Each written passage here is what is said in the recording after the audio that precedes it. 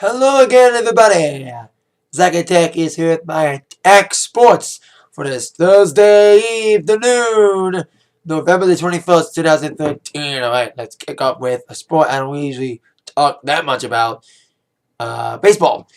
Of course, Detroit Tigers had a rough season, had a great season with a bad ending. Of course, they lost in the ALCS against Boston in a failure after 6 games.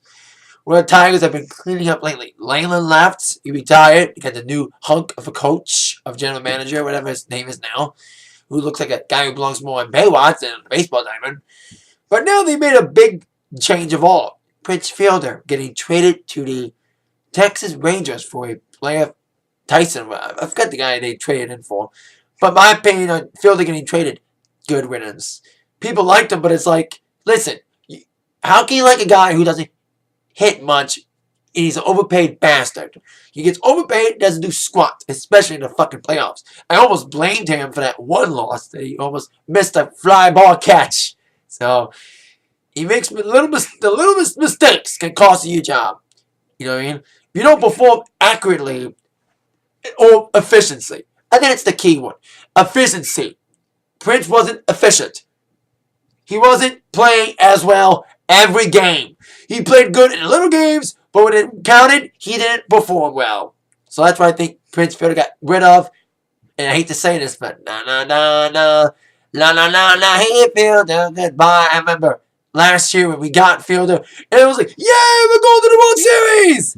We did, but we got swept in 4 games. That was last year against the Giants of San Francisco. And then this year, we didn't even make the World Series. So, they had to blame somebody. And Fielder was to blame, and Fielder goes bye-bye. So, there you go. Now, the sports I talk more about on this show and more efficient on. Wrestling. Now, before we get to my TNA Impact preview tonight, of course, Turning Point. Back in Orlando tonight, WWE has added matches for Survivor Series. Pre-game match has been added. After what happened last week with the Miz's heel turn, turning on Kofi Kingston during a tag match against the Real Americans, Kofi Kingston will fight the Miz this Sunday on the pregame show of Survivor Series. They fought before. These guys have had a feud before, and they had a decent feud over the United States Championship in 2010. Yeah, 2010. So, see. I can't believe they're rehashing that feud, but we'll see what happens in Survivor Series in that match. Also, a new match was added during Triple H's weekly interview segment on WWE.com. He revealed that Curtis Axel will get a rematch. He is using his rematch clause against the new Intercontinental Champion, Big E Langston, this Sunday at Survivor Series. So the rematch is on Sunday. So we'll see how that rematch goes. We finally have some traditional Survivor Series matches. Thank God. If you saw my wall review, very happy about those. Including Rey Mysterio returning in a match. He'll be teaming with Real Americans and Usos and Cody Rhodes against the Real Americans and the Shield.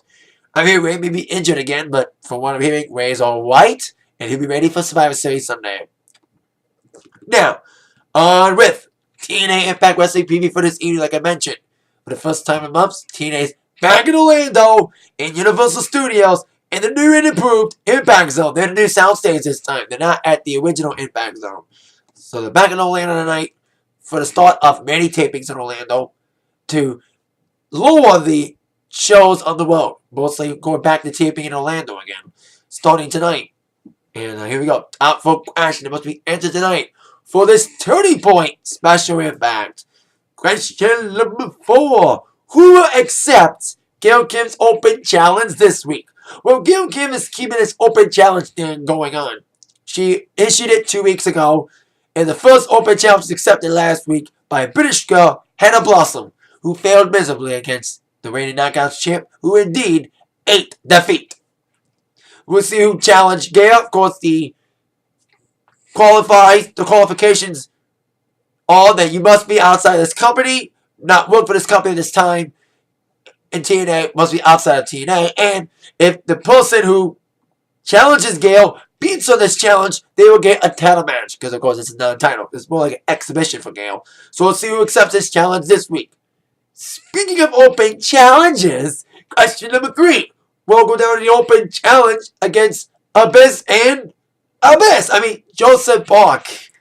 Now, Joseph Park challenged his brother, Abyss, to this open challenge match for tonight's Impact. How the hell is that going to work? For people like me, they know that Joseph Park is Abyss.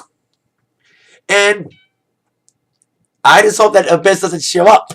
Because I love Abyss. And I like the character, but the character's so old and stale. And I actually have grown to like the Joseph Park character. I've hated it from the get-go, from the beginning. I was like, it's a stupid segment. I thought it was a stupid gimmick. But I actually have grown to like it. It's a lovable gimmick. It reminds me of Eugene and many other gimmicks I hated. But it was kind of fun and colorful.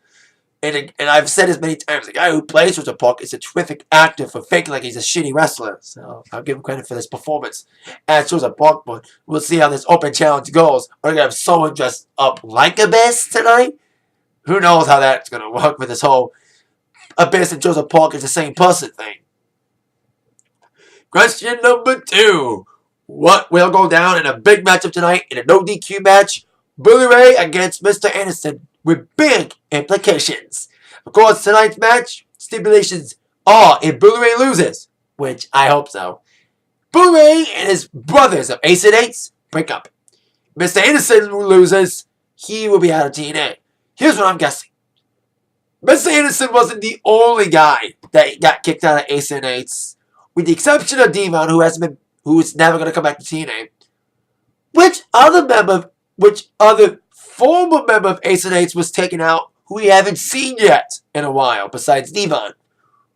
And I can think of 2 of them. Doc and Briscoe. I think if one of those 2 are still employed with the company, one of those 2 will help Anderson win to break up Ace and Eights, or vice versa, help Bully Ray keep Ace and Eights. I hope Bully Ray loses. I want Ace and Eights to be broken up. In my opinion, you look at teams in the WWE, in WCW, TNA, the good factions always last long because they don't depend on one person. You look at Nexus, they lasted only a year because all it was Wade Barrett's group. There was a leader in each of them, like a de facto leader that revolved around them. Like, look at the Shield's been around for a year in WWE. They're not stale because they don't have a de facto leader. They don't have a leader that runs the entire show and drowns the group to the bottom, like Ace and Eights. Once Bully Ray got into the picture back in April, the entire Ace and Eights is crumbled. It revolves around him. So the Ace and Eights break up tonight, I would love it. And it break up for real this time. Not that fake breakup that suckered in Anderson to this no DQ match 2 weeks ago. So I hope tonight it's bye-bye Ace and Eights, not goodbye Anderson from TNA. And question number 1 will go down in the last 2 remaining first round matches of the TNA title tournament. We got Samoa Joe against Magnus in a false count anywhere match. We also got James Storm against Bobby Roode in a blow-up match. Now, in the Impact 365 video series, where the cameras never stopped rolling, James Storm was attacked by Bobby Roode in a Orlando bar as part of this whole 365 camera thing.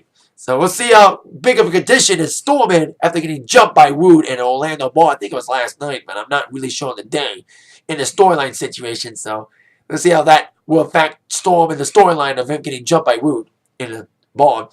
And, of course, Ring in the Rings.